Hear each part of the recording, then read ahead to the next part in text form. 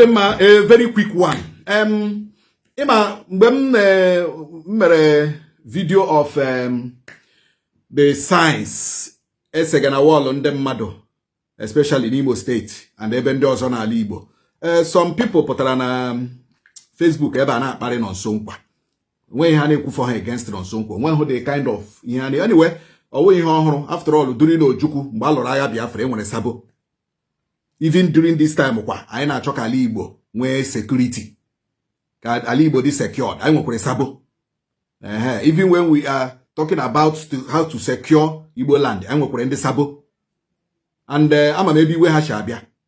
Ebe iwe ha shabia wụ na anyị na-akụrụ ha ọrụ. Anyị na-akụrụ ha ọrụ. Ebe iwe ha shabia wụ nọ nso nkwa na-akụrụ ha ọrụ. Onye ọbụla ịhụrụ dị against nọ nso nkwa in the raising of our land against the Fulani kidnapping in Imo State or in Ala Igbo or Fulani invasion, Fulani herdsmen invasion. Onye ọbụla dị against nọ nso nkwa in raising our land. Mana na onye ahụ nwe ihe oritege n'aka ndị meshiga anyị ike. It's a very simple logic. Anybody reziga onye ọbụla ịhụrụ nọ na-asị nọsọkwa why ije ekwuye why ije spread this information, why are you know. Yeah, they like a surprise. Even Judas Iscariot, nwazu Jesus, metrare Jesus. So I get nwere la sabo. Obodo la na-enwe sabo, or be complete. During the war, enwere ndị sabo, agbara sabo. So we should not attack them. Hapo ha rụgo ọrụ ha kwesịrị ịrụ as ndị sabo ha, because ọ na ha rụọ ọrụ sabo ekwe na onye ga-arụ ya. So ha rụọ ya. Then, now, the Orgàn Harvesteós kanokwa n'Owerri. They are still, I need a horse on Obuda.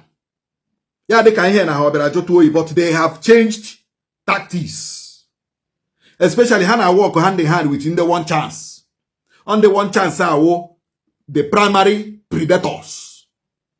Primary predator on the one chance. Then, the main Orgàn Harvesteós using the Neji Sienna. How did you Sienna now?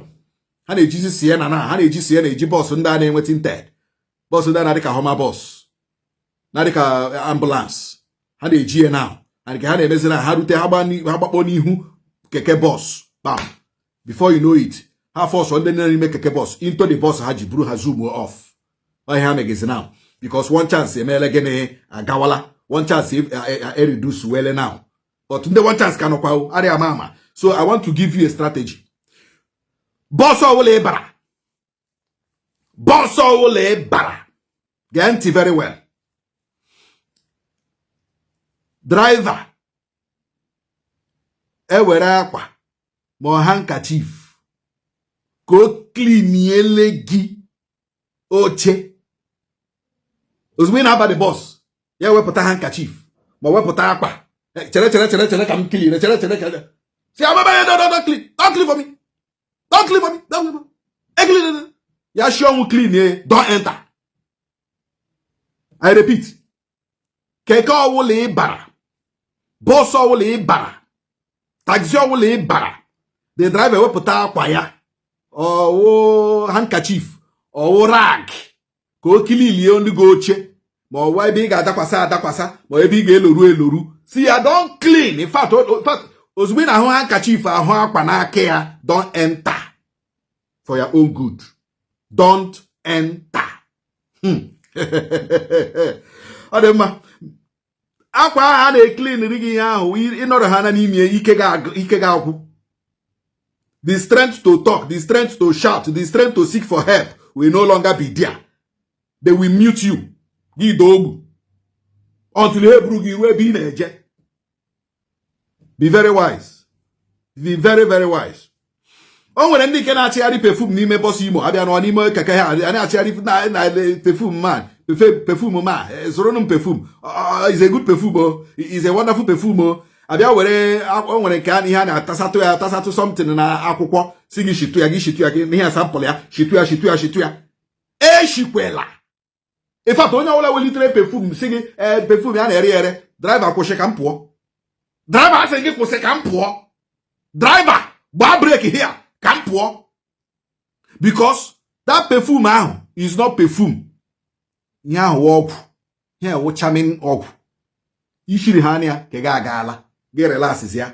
Chirewa so chi iberibe. To the head bro ge ha na ebuga eje. Here what strategy ha use again now, and we will keep exposing them. We will keep exposing them. 2. Equal me number 1. Ewelita akwa or rag or hanky ke hichala goche, she hichala or gawazia anamaga. Gi baga, ewepụta ihe dịka aga zuru perfume, madam zuru perfume baby zuru perfume wet etiti ya na akwụkwọ shigi shitu ya no sample, shitu ya no sample. Mune rituo immediately, rituo hawa. On Orgàn Harvesteós. Hawa. These 2 strategy na aka haji. Ha pụtakwa with ọzọ, anya agbakwa ha na anwụ na expose. Ma ha chọrọ ya ma ha chọghị ya, Ala Igbo must be safe. Ala Igbo must be secured.